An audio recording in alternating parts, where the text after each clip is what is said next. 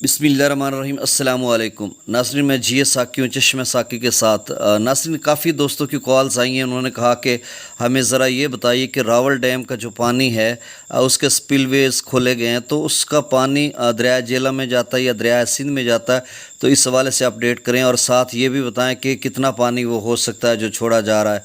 तो नाज़रीन, इस हवाले से मैं आपको अपडेट करता चलूँ कि जो रावल डैम है, दरअसल ये एक रावल लेक है, लेक झील को कहते हैं। तो इसका मरी हिल्स यानी मरी के पहाड़ों से या मारगला हिल्स जो इस्लामाबाद में, उसका पानी इकट्ठा होता है। ये बनीगाला से थोड़ा फासले पर ये झील है या आप इसे डैम कह लें।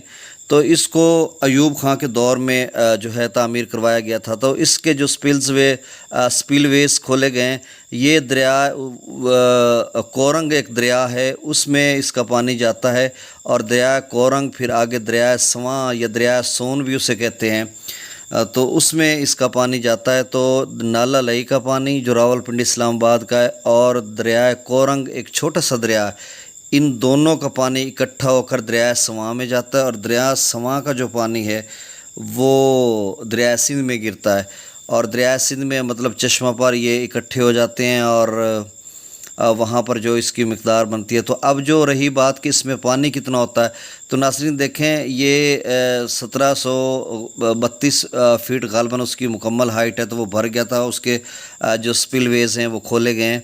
तो नाज़रीन, इसमें हज़ारों क्यूसेक हो सकता है, लाखों क्यूसेक नहीं है। कोई इतना बड़ा डैम नहीं है जिस लेवल का मंगला डैम है आपका या तरबेला डैम है। ये एक छोटा डैम है और उसकी कैपेसिटी भी बहुत कम है। तो उसमें जब वो भर जाता है